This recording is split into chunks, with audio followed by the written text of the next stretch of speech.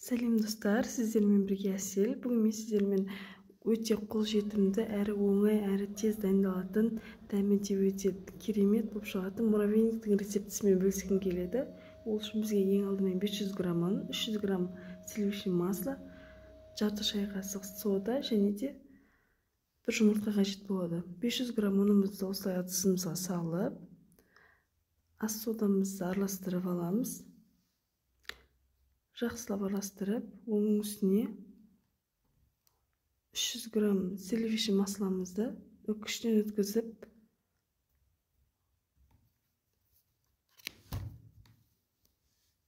ұн мен сливочный масломызды жақсылап араластыратын боламыз. Міне осылай мыжып жақсылап араластырып аласыздар достар. Дайын болған ұнымызға жұмыртқамызды салып осылай қамыр илейміз. Қамырымызды 3-ке бөліп, міндетті түрде тоңазытқышқа қамырымыз қатқанша сақтап қоямыз, салып қоямыз.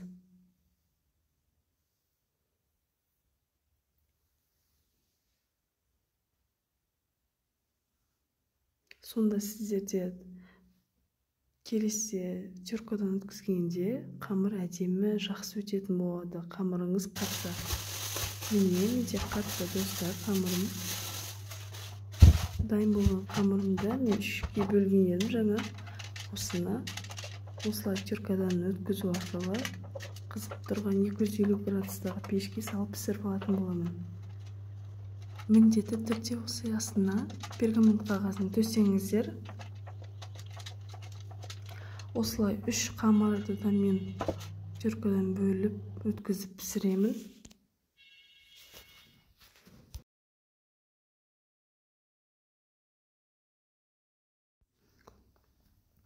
Міне менде муравейниктер пісті. Піскен муравейниктеріміз суығаннан соң осылай барлығын бір ыдысымызға салып аламыз. Міндетті түрде қолмен езіп,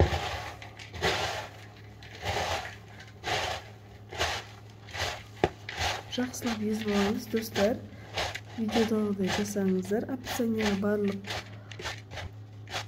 рецепті граммен жақсылап жазып кететін боламын. Дәл осылай жасаңыздар, видеоға қарап, сонда сіздерде де әдемі, керемет, дәмді муравейник шығатын болады.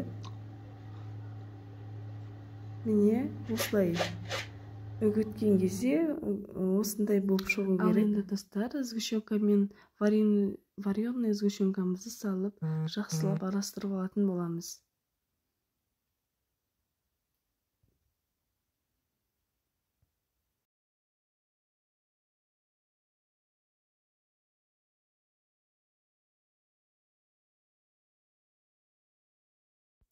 Міне біркелкі болғанша араластырып алдық. Енді осы муравейнигімізді қалыпқа салып орналастыратын боламыз. Мен осындай детский ойыншық стаканға салдым. Келесі жабысып қалмау үшін мен кесеге су алып, стаканды әр салған кезде кесеге салып отырдым. Сонда екінші салған муравейник стаканға жабысып қалмай, бірден төңкергенде шығатын болады.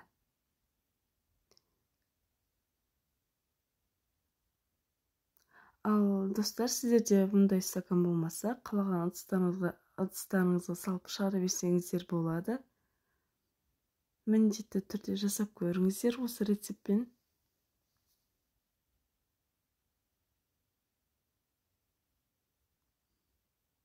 Міне қараңыздар, бір жасағаннан шығып жатыр. Ал келесі салатын кезде мен осылай бір рет суға салып алып жатырмын стаканды.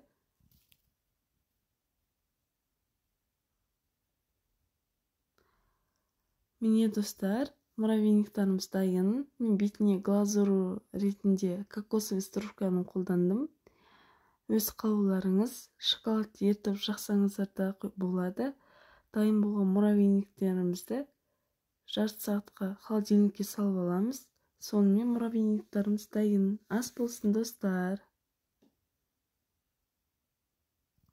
Менімен бірге болғандарыңызға рахмет.